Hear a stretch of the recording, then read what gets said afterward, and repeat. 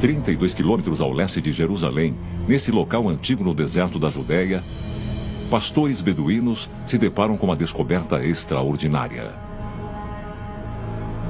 O Mar Morto é cercado por cavernas. E o que os adolescentes fazem? Eles jogam pedras dentro da caverna. Eles ouviram o som de vasos se quebrando, voltaram no dia seguinte, escalaram a caverna e o que encontraram? Encontraram jarros de argila imensos. Dentro desses jarros de armazenamento estavam textos antigos que muito rapidamente eles perceberam que eram incrivelmente importantes. Nesses pergaminhos encontramos manuscritos bíblicos, cópias da Bíblia que são 1000 anos mais antigas do que qualquer cópia anteriormente conhecida. Assim como um tesouro escondido de documentos que nunca tínhamos visto antes. Arqueólogos ficaram surpresos ao descobrir que quem reuniu os pergaminhos do Mar Morto considerou o livro de Enoque de suma importância, preservando 11 manuscritos diferentes, incluindo as versões nunca vistas nos tempos modernos. Também foram descobertos fragmentos de outro trabalho atribuído a Enoque, o Livro dos Gigantes. Algumas partes deste texto, incluídas nos pergaminhos do Mar Morto, estavam perdidas há séculos. E muitos estudiosos acreditam que as histórias contidas no Livro dos Gigantes foram escritas antes mesmo do livro de Gênesis. Ele expõe em Gênesis capítulo 6, versículos 1 ao 4, quando a história é iniciada, que os observadores descendem até a terra e desposam as mulheres da terra, as mulheres humanas. E sua prole eram os gigantes. O livro dos gigantes é sobre Néfilins, os filhos dos observadores.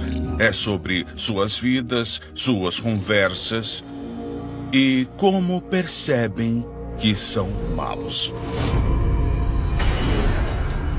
De acordo com o Livro dos Gigantes, os Néfilins eram culpados de crimes horrendos, como massacrar os humanos e se alimentar de sua carne.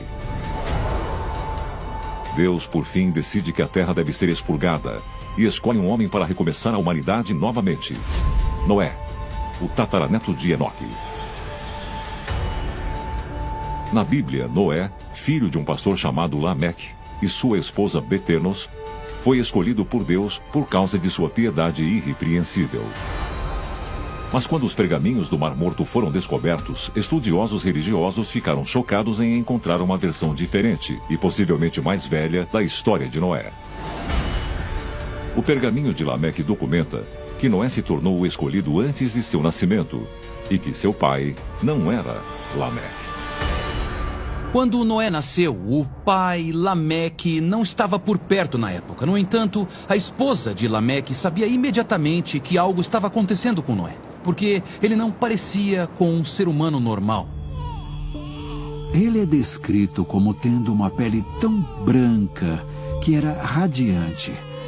Seu cabelo era branco como a lã. O seu pai, Lameque, diz que ele tinha os trejeitos dos observadores. Quando ele piscava, seus olhos iluminavam a casa inteira. Isso não parece com um ser humano. O garoto parecia completamente diferente dos outros filhos de Lameque. E Lameque disse à sua esposa que aquele não podia ser o seu filho, pois ele tinha ficado muito tempo afastado e a conta não batia. E Lameque segue o conselho de seu pai, que era o bíblico Matusalém. Matusalém procura o seu pai, que era Enoque. Enoque diz que os guardiões do céu inseminaram sua esposa sem tocá-la sexualmente. Ele deve aceitar esse garoto como seu e deve dar-lhe o nome de Noé, porque os guardiões do céu decidiram que Noé é o pai da próxima geração. Então, neste caso, comprovado nos pergaminhos do Mar Morto, sabemos que houve uma inseminação artificial.